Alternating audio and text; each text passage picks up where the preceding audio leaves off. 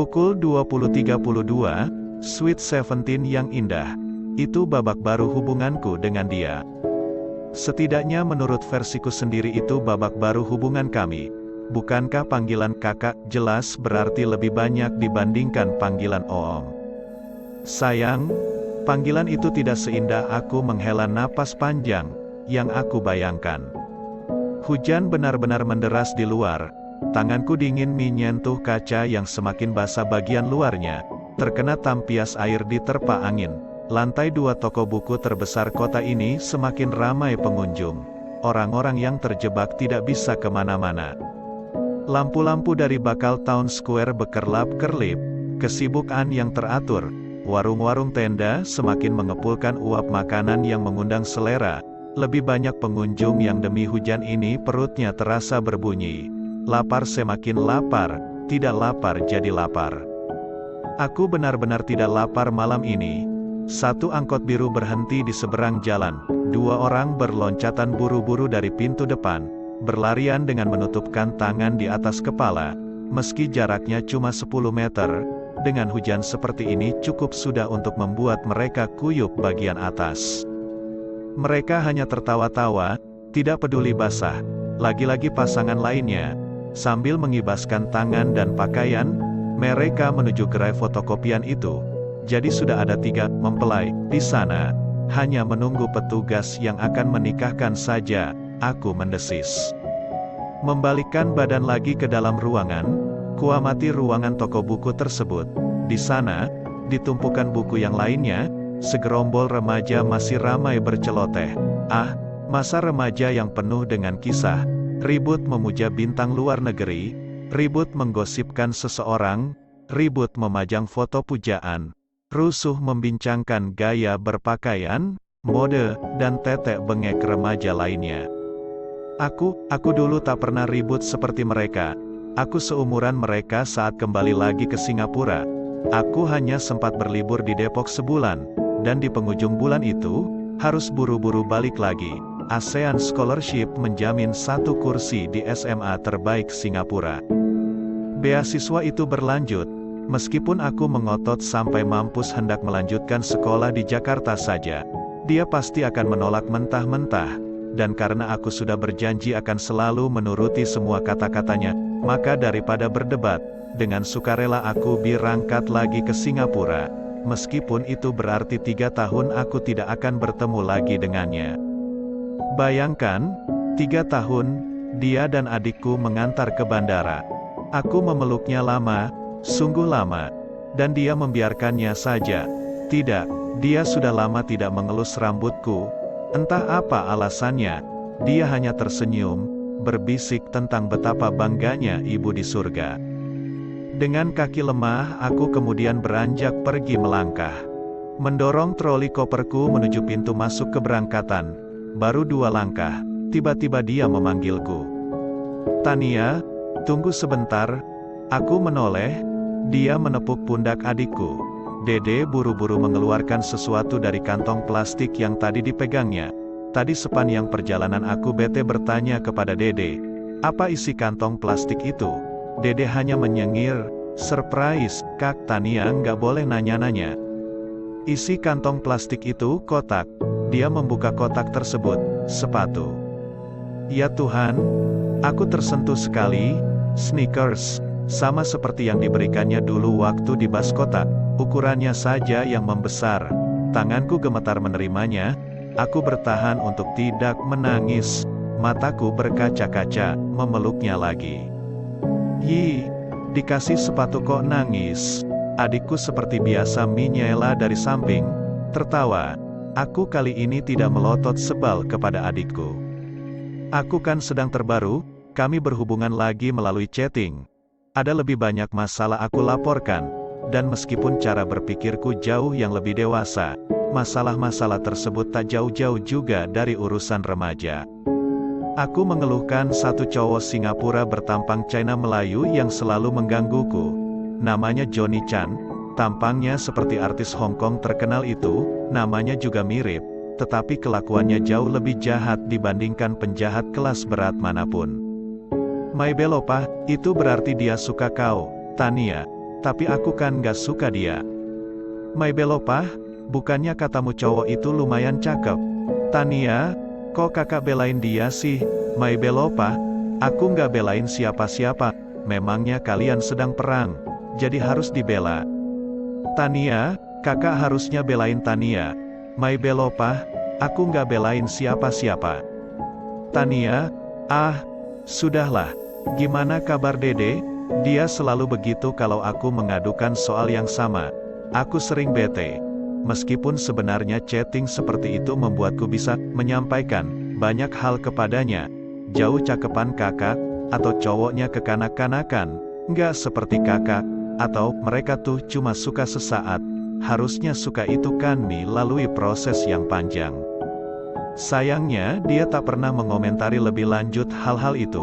Paling hanya seperti tadi, bergurau, dan jadi berantem. Aku sih yang telanjur kesal, padahal sungguh, aku selalu mencari-cari alasan soal Johnny Chan ini. Alasan untuk sedikit banyak menyinggung perasaanku. Meskipun demikian, setidaknya bentuk hubungan kami sudah meningkat ke tingkatan tertentu.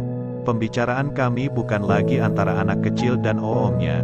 Sekarang antara adik dan kakak, isi chatting kami berubah banyak.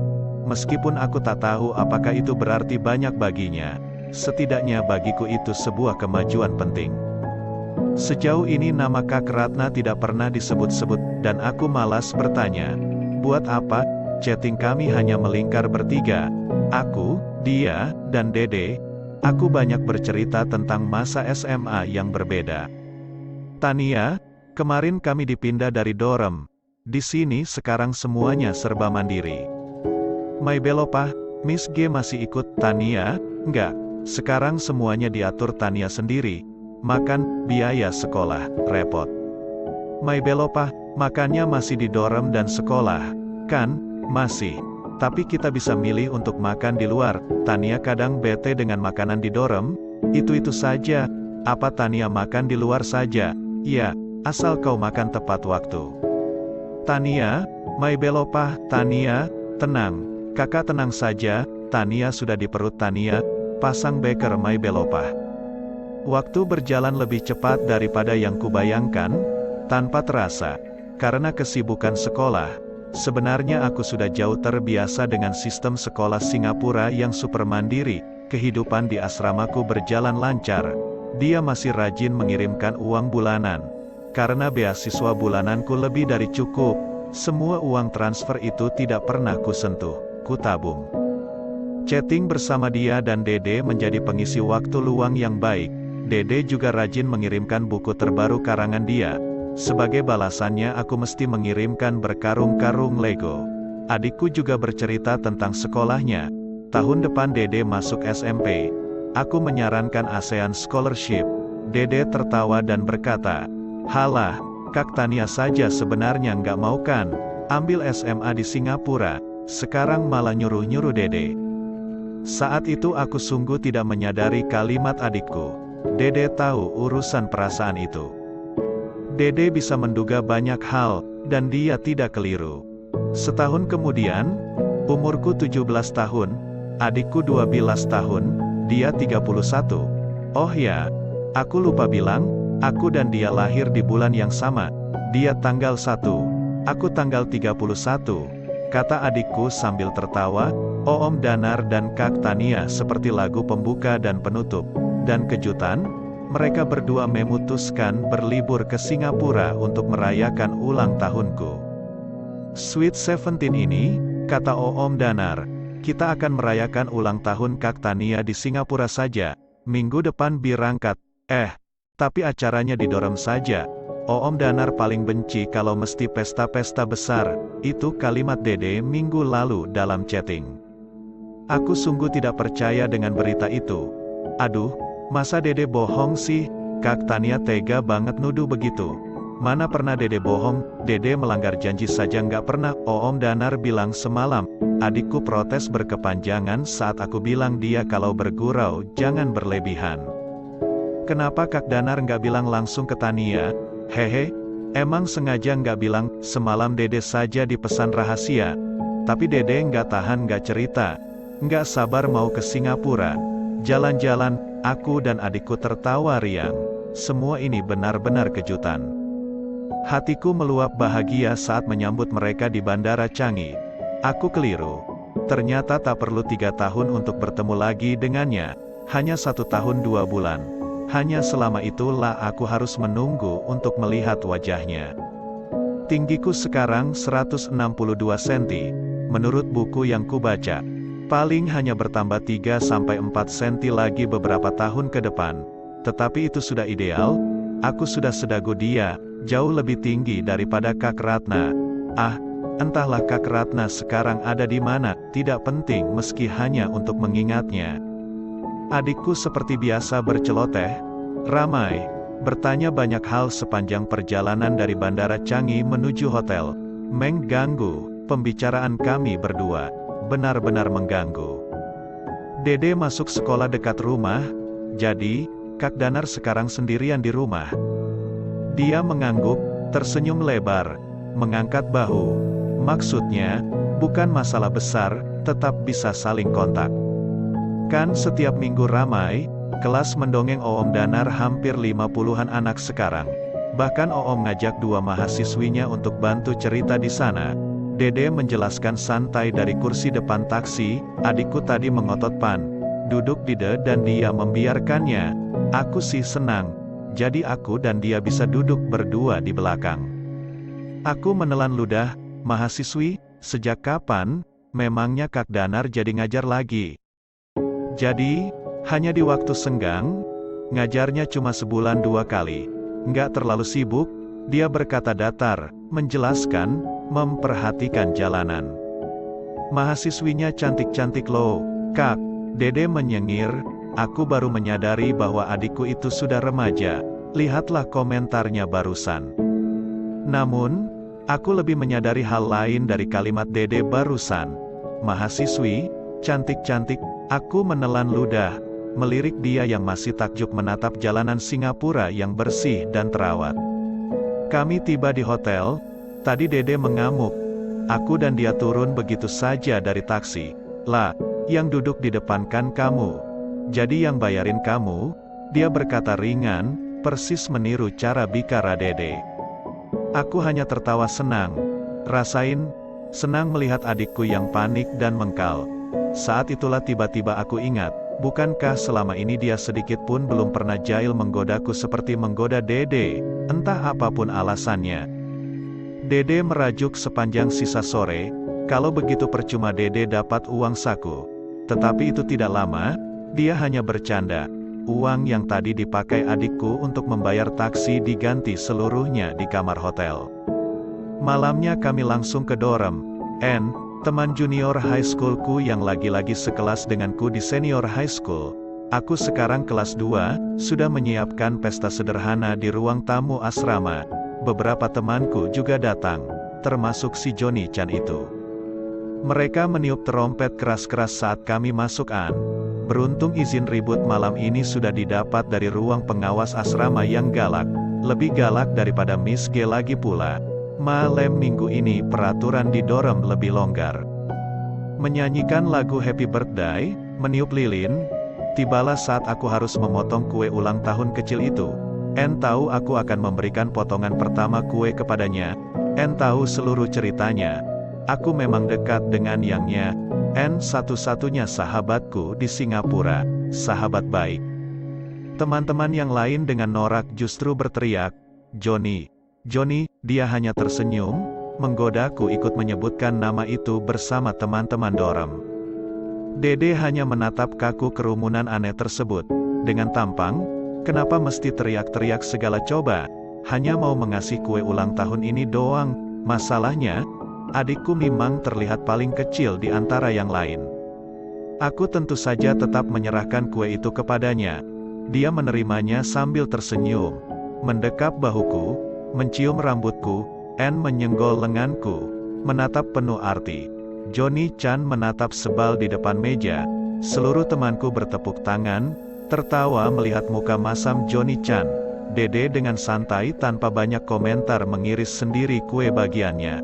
Besar-besar, hampir mengambil separuhnya. Tidak peduli tatapan yang lain. Pesta Sweet Seventeen-ku hanya seperti itu. Meski bagiku itulah pesta terbaik selama ini, dia berkeliling berkenalan dengan teman-temanku, Maggie yang orang tuanya tinggal di Selangor Mendesis. Wow, cute. Saat bersalaman dengannya, teman-temannya ikut tertawa, berbisik dengan genitnya, lebih ramai. Dia jauh dari cukup mampu untuk menangani kelakuan remaja seperti kami. Dia seperti biasa amat menyenangkan bagi orang yang baru mengenalnya, bercanda, bercerita banyak hal, membuat ruang tamu itu terkadang diam mendengarkan, melanjutkan perbincangan nyaman lain, dan seterusnya. Dede juga ikut berinteraksi dalam rombongan yang 5 tahun lebih tua. Dede tadi membawa satu set Lego terumit yang pernah kuhadiahkan, dan adikku dengan sinis menertawakan Johnny Chan yang tak bisa menyelesaikannya. Dengan bangga Dede bilang bisa menyelesaikannya dalam hitungan detik. Bohong sih. Sayang, waktu yang menyenangkan seperti itu selalu harus berakhir. Tepat pukul 22 dia dan adikku harus kembali ke hotel. Aku dan Anne membereskan meja dan kursi yang berantakan, sebelum kembali ke kamar dorm kami. Aku pikir dia tidak akan pernah tertarik dengan seumuran kita-kita, Tania. Anne berbisik pelan, dalam bahasa Inggris beraksen Singapura yang kental. Aku menelan ludah. Anne benar. Lihatlah cara dia menghadapi kelakuan Maggie dan geng ceweknya.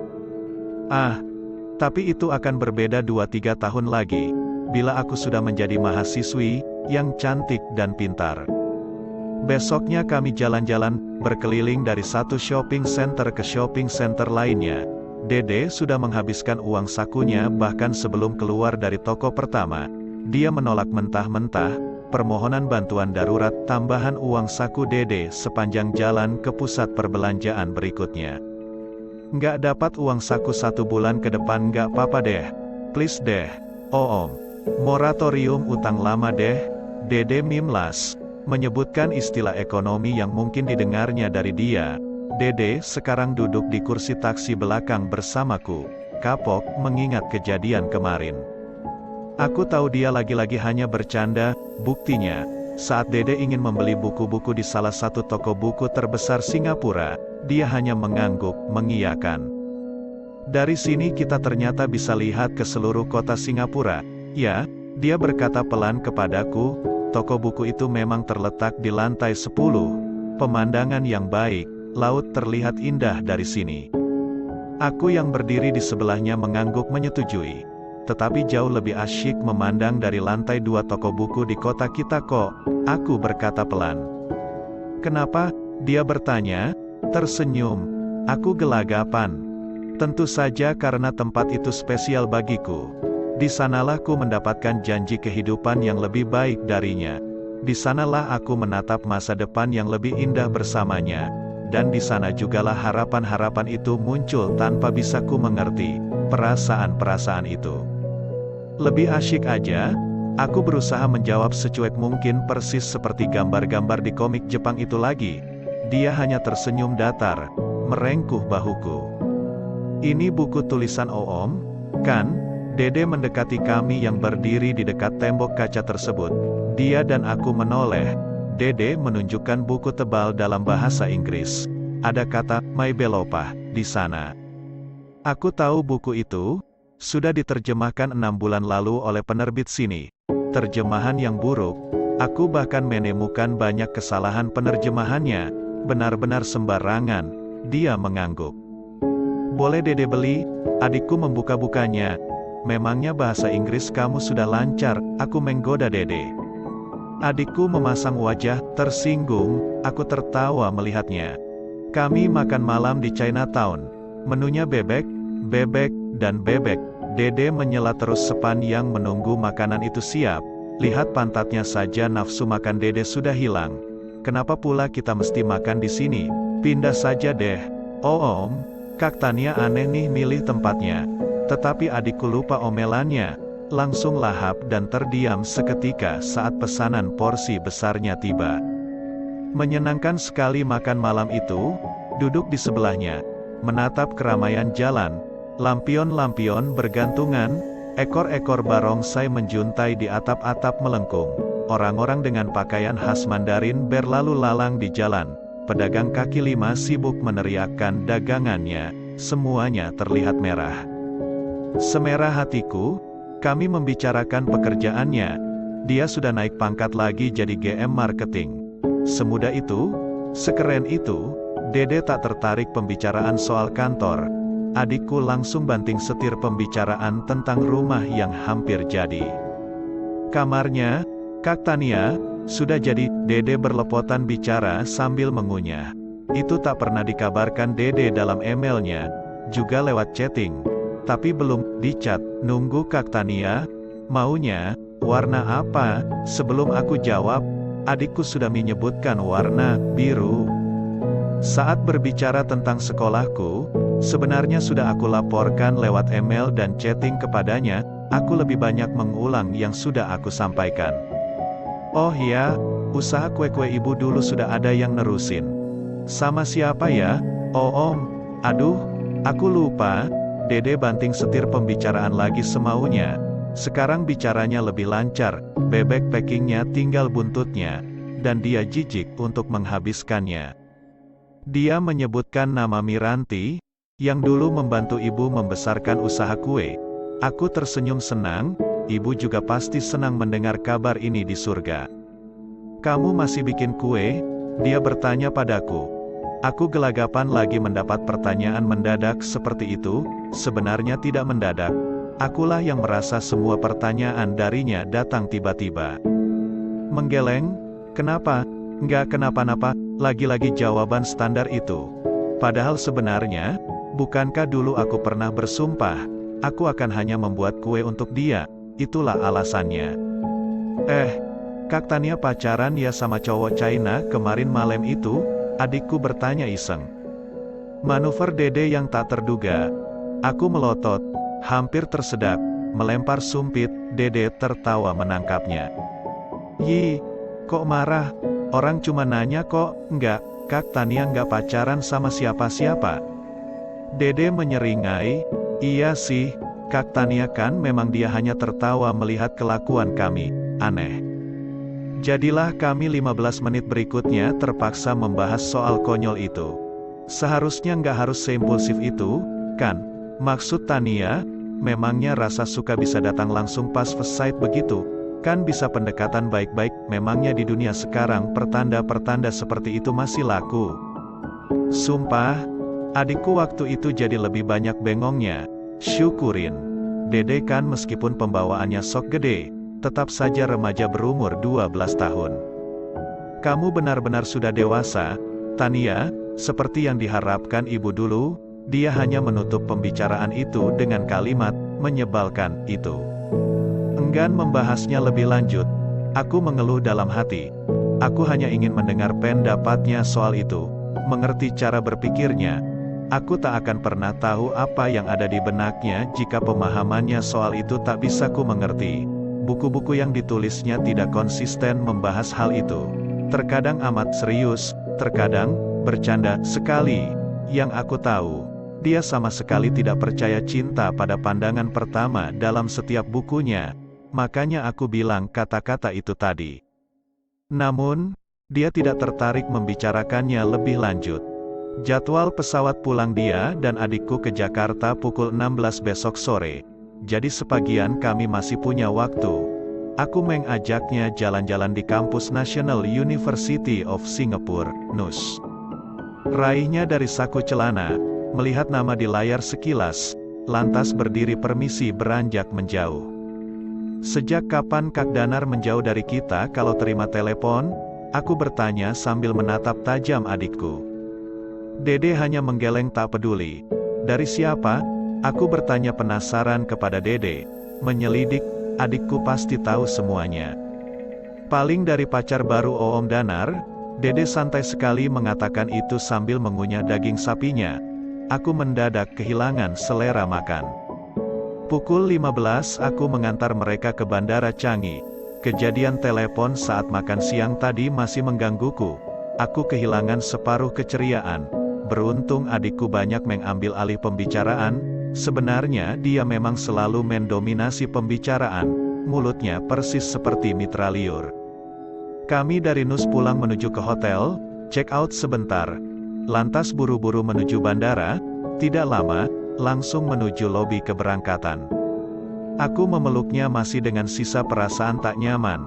Adikku sudah lama tak mau kupeluk, emangnya dede apaan, malas dipeluk-peluk Kak Tania. Sebelum beranjak pergi, dia mengambil sesuatu dari kantong celananya, sebuah kotak kecil berwarna merah, terbuat dari kain beludru, tentu bukan sepatu sneakers, meski boleh jadi sebuah sepatu ukuran mini. Isinya adalah liontin, liontin. Ada inisial namaku di sana. Aku terharu sekali, perasaan tak nyaman tadi langsung berguguran seketika. Aku tak peduli, bisa saja dia memberikan hadiah tersebut semata-mata karena aku ulang tahun. Waktu pesta di dorm semalam dia belum memberikan hadiah, atau semata-mata karena dia menganggap aku sebagai adik, atau semata-mata entahlah lainnya. Yang penting bagiku hadiah itu mengharukan, sebuah liontin. Aku menahan denting air di mataku. Nah, kalau dikasih beginian, Kak Tania mendingan nangis. Adikku menyengir, aku hanya tersenyum kecil. Terima kasih, dan mereka beranjak menuju garbrata pesawat. Hari itu aku bahagia sekali, liontin itu pasti istimewa.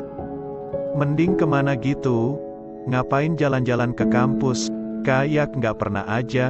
Kak Tania dari semalam aneh mulu pilihan jalan-jalannya. Dede protes sepanjang jalan.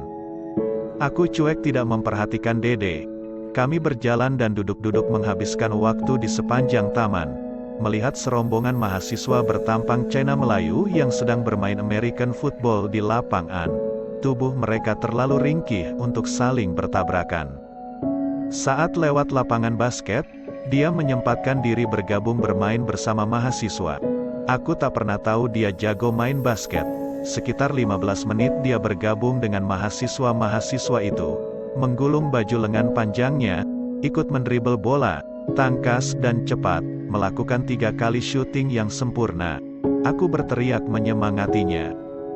Beberapa mahasiswi yang ikut menonton memakai seragam cheerleaders juga genit berteriak, dan tiba-tiba aku kehilangan selera untuk bertepuk tangan lagi. Dia keluar dari lapangan dengan pakaian berkeringat. Aku menyodorkan sapu tanganku. Kebiasaan yang aku contoh darinya, selalu membawa sapu tangan. Sapu tangan putih. Dia menatapku lembut dan bilang terima kasih. Kayaknya kita bisa bikin lapangan basket di halaman samping rumah deh. Dede menceletuk, melontarkan ide. Dia mengangguk.